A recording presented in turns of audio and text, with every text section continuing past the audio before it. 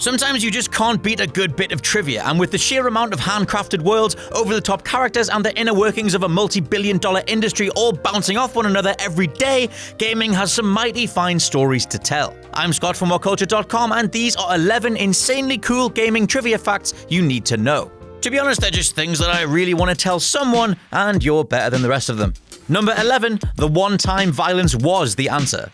Back before the release of more mature games like the original Mortal Kombat, Doom, and Wolfenstein, as a medium, video games were thought of as toys. Simple, aimless, plinky-plonk excursions into escapism mostly intended for children. However, due to the unabashedly gory and mature content displayed across these three games in particular, outraged parents and politicians eventually forced the American government to create the ESRB, an official ratings board that could appropriately rate games as entertainment products like more respected works of film or TV. Without so much blood and guts, it would have never happened, and games would never have ascended alongside the cultural ranks to sit alongside film and TV as worthwhile pastimes today. All of this because Sub-Zero once ripped out someone else's spine and held it up in the air.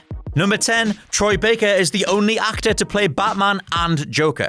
Troy Baker previously took over as Joker on Batman Arkham Origins, going on to reprise the role for the awesome animated film Batman Assault on Arkham. With Telltale's Batman, he swapped sides to voice Bruce in a rather Kevin Conroy-esque way, occasionally bringing a more lighthearted tone when showing his public side. Troy continues to be one of the most hardworking and gifted actors in the business, more than deserving of such immaculate geek cred. Number 9, a picture on your smartphone is bigger than The Legend of Zelda and Super Mario Bros. Combined. Just take a second and think of your favorite titles that appeared across the NES, SNES, or even the Mega Drive. Their average file size was around half a megabyte, which, as any average smartphone takes pictures in HD, up to and surpassing 7 to 8 meg depending on the resolution, it's safe to assume the likes of Super Mario Bros., Zelda, even adding Sonic the Hedgehog or Altered Beast would have had a combined file size lower than any modern-day photograph. Just to really mess with you, thanks to the exponential increase in image quality over the years, a high-res version of the actual Legend of Zelda logo is bigger than the entire game was back in 1986. Now that is some technological advancement. Number 8, Pokemon Go came from an April Fool's joke.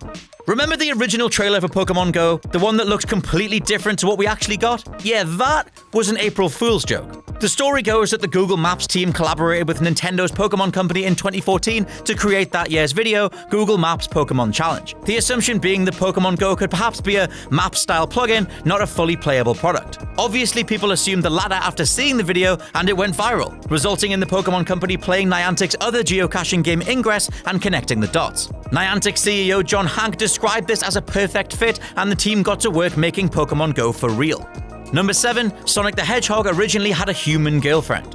Back when Sega were conceptualizing Sonic, they needed a character that could tackle Mario head-on. Where Mario was a charming and fairly mundane person, he was a plumber after all, Sonic needed to be radical, gnarly, cool, and ultimately, he needed to appeal to the core male demographic of gaming in the 90s. This resulted in designer Naoto Oshima giving the Blue Blur a quote-unquote attractive blonde human girlfriend named Madonna, who would be characterized by constantly chasing and lusting after Sonic whenever he was away. Oshima described the idea of having a woman being utterly dependent on you at your beck and call as a male fantasy. Yet when Sega's Western divisions got a look at the design, they promptly canned it altogether, and for good reason. Number 6, Lara Croft's iconic assets were an accident.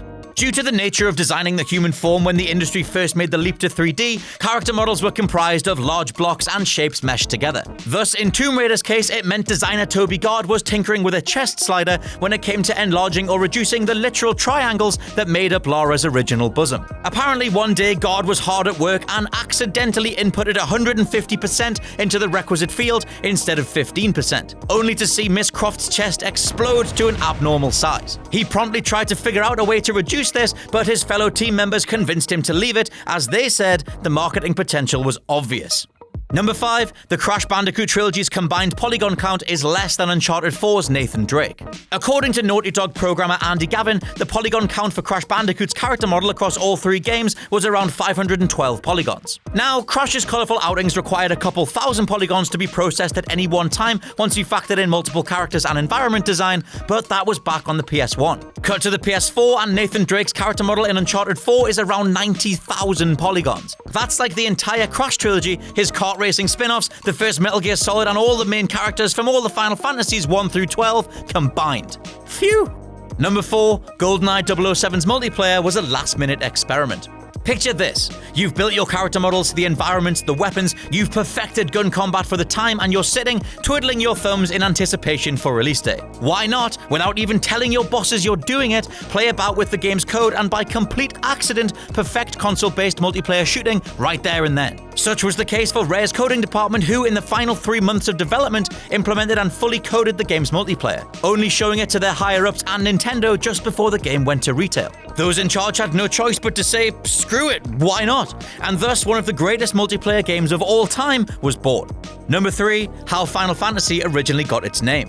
One of the most popular gaming facts of all time, Final Fantasy was reportedly given its name due to director Hironobu Sakaguchi wanting to go back to college rather than finish the game, hence giving it the final title as he wasn't planning on coming back.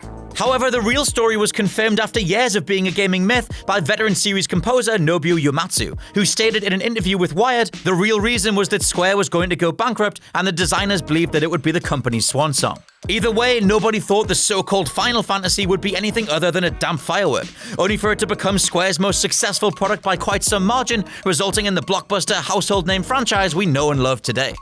Number 2, Assassin's Creed started out as another Prince of Persia. Before Assassin's Creed came along, Ubisoft were busy plugging the living hell out of Prince of Persia, coming after a trilogy of titles and another planned reboot that later ended as the cel-shaded 2008 flop. Prince of Persia Assassin was Assassin's Creed's original name, and would have featured the titular prince going on far darker adventures, presumably in the vein of what Assassin's Creed did eventually turn into. Designer Patrice Désilets noted that a prince is someone waiting to be king, not an adventurer, therefore leading to Ubisoft greenlighting another IP entirely. Number 1, Nintendo's NES single-handedly saved the Western gaming industry. Back in 1983, the release of Atari's E.T. was the straw that broke the camel's back after years of terrible games being churned out by as many companies who could afford to do so. The lowest quality titles arriving in increasingly high quantities resulted in a complete game industry crash, with consumers resigning the medium to something worse than dirt. Following 881 copies of E.T. being buried in the Nevada desert just to put the remaining stock somewhere, gaming as you know it was literally dead and buried. 2 years passed until Nintendo released the NES in 1985. To even get retailers back on board, they offered press stands and units for free, knowing the likes of Super Mario, Duck Hunt, Excitebike, etc. would do the rest. If not for that potent mix of charm and mechanical perfection though, you could have kissed the industry and all its escapist charms goodbye. And that's my list. Let me know down in the comments below if there are any other extremely cool gaming trivia facts that you know. I've been Scott from WhatCulture.com, and I'll catch you soon.